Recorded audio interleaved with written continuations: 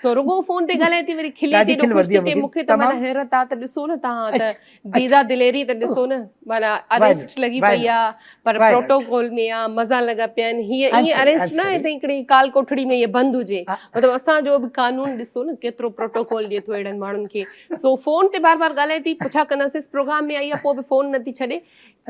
Madam अच्छा तव्हां असां सां ॻाल्हायो भला ठीकु आहे तव्हां सां ॻाल्हायो सां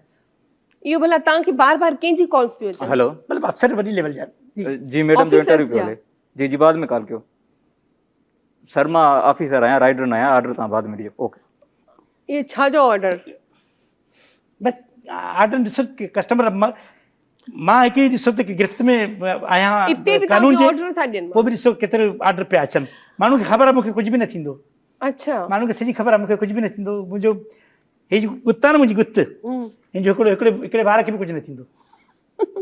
हे मां वार पटियाई थी हे वार पटे तोखे ॾियाई थी हे रख अगरि उहो कुझु थी वियो त मां पंहिंजी गुत जी कुपारे पोइ घुमंदुसि अच्छा एॾो वॾो चैलेंज मतिलबु Challenge. आहीं त तूं हिन वक़्तु सभिनी मतिलबु तूं अरेस्ट थियल आहे हिकिड़ो तूं आहीं त पुलिस जी हिरासत में पर पोइ बि माना एॾो तूं दीदा दिलेरी सां चवें थी पर ख़ैर ॾिसंदासीं जेको तूं मर्द जो हिकिड़ो कयो आहे ज़िक्र त उहो केतिरे टाइम खां पोइ ईंदो? मां को अवामी माण्हू न आहियां आह, जो मूंखे कुझु थींदो अच्छा मां हिकिड़ी एॾे प्रोटोकॉल वारी आहियां तव्हांखे ख़बर आहे तव्हांखे ख़बर पइजी वेंदी जंहिं जंहिं ऑफिसर मूंखे गिरफ़्तार कयो आहे उन्हनि खे बि ख़बर पइजी वेंदी अच्छा त चिनकी छा आहे त पांडे छा आहे मां अच्छा डोन आहियां डोन शहर जी डोन आई हा पूरी कराची में थरथरो मचाए छॾियो आहे मां अच्छा कहर थी वेंदो पूरी कराची में पर ख़बर ॾिसो पइजी वेंदी सभिनी पर खे मुंहिंजी ॻाल्हि ॿुधो पर जेको तव्हां इहे अंडा ठाहे जेको आहे कोकेन जा ऐं मुख़्तलिफ़ जेके नशा आहिनि उन्हनि जा मुख़्तलिफ़ तरीक़नि सां जीअं तव्हां पाण बि ॿुधायो आहे त ब्रेड में अंडनि में जूसिस में ॾिसो हिकिड़ी शइ आहे नंढा जेके नंढा ॿार आहिनि 15 सालनि जा 16 सालनि जा कॉलेज हुजे स्कूल हुजे यूनिवर्सिटी हुजे उहे ॾिसो न जेकी शयूं आहिनि जेकी बाज़ारि में अचे जीअं चॉकलेट थियो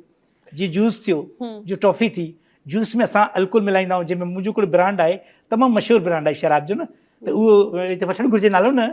नालो न वठो तव्हां। शराब जो नालो नथा वठूं हितां कटे छॾियो त शराब जो असां नालो नथा वठूं त उन में जेको आहे सो उहो जेको आहे न मिलाइबो आहे जूस में त नंढा ॿार पींदा आहिनि उनखे थोरो सुरूर ईंदो आहे